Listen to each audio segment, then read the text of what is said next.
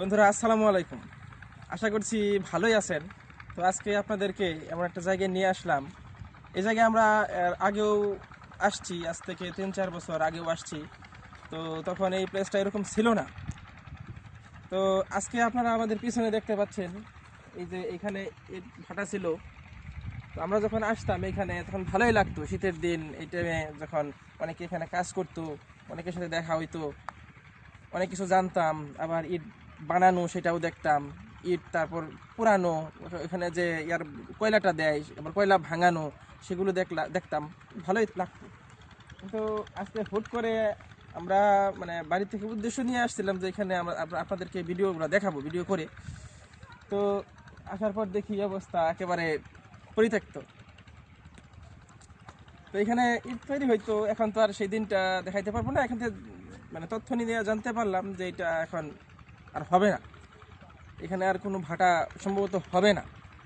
হ্যাঁ, তো এটা আজকে আর দেখাইতে পারলাম না। তো এখানে নাকি এখন চাষাবাদ হবে।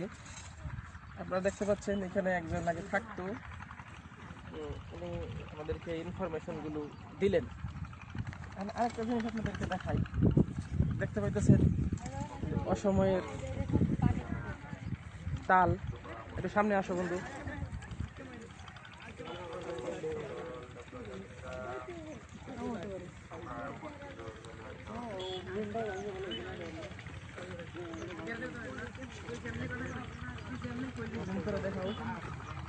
এখন কিন্তু ডিসেম্বরের শেষ, আজকে ডিসেম্বরের 31 তারিখ, আগামীকাল থেকে নতুন বছর শুরু হবে। এই শীতের মধ্যেও তাল গাছে তাল।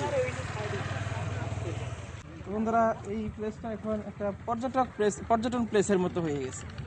আসলে নগর জীবনে আমরা এতই ব্যস্ত যে ইট পাথরের কংক্রিট ছেড়ে আমরা যে কোনো মূল্যেই একটু খোলামেলা জায়গায় যাইতে চাই, কিন্তু ঘরবাড়ি আমরা সবাই বানাইতে চাই, এতে পরিবেশের যা ইচ্ছা তাই হোক। দেখতে পাইতেছেন এই এলাকাটা আগে এরকম এত মানে লোকারণ্য ছিল না, একেবারে জনশূন্য ছিল। শুধু এখানে এই ইট ভাটার শ্রমিক ছাড়া আর খুব একটা কেউ আসতেন না। আর শুধু আসতেন ধরেন এখানে যারা চাষাবাদ করতেন, আশেপাশে জমি আছে, তো সেই লোকেরা শাকসবজি চাষাবাদের জন্য এখানে আসতেন। এখন আর তারা আসেন না। চলেন আপনাদেরকে দেখাই।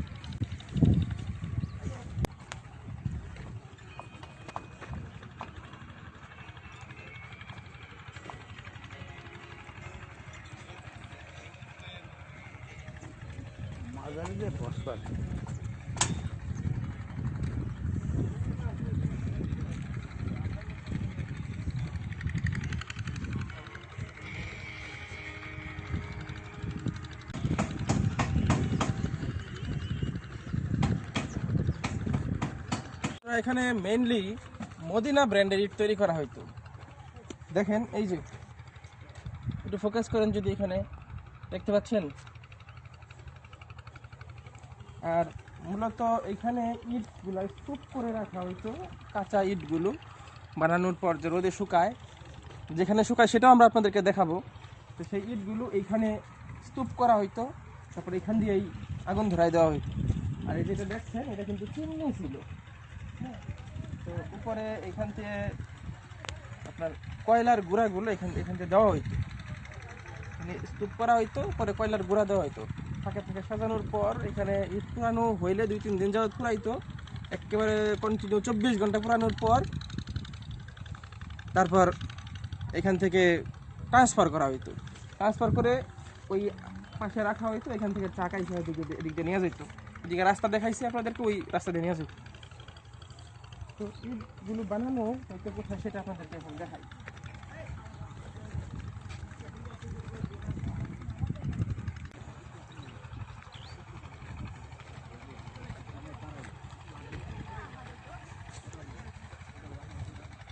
বন্ধুরা, এই যে জায়গাটা দেখতে পাচ্ছেন, ওই যে সরিষার ক্ষেত, এর আগ পর্যন্ত এই পুরো এরিয়াটা এই ভাটার মালিকের মানে ভাড়ায় নেওয়া ছিল একরকম। তো যার ফলে দিয়ে এইখানে আপনার ইট তৈরি করে রাখা হইতো।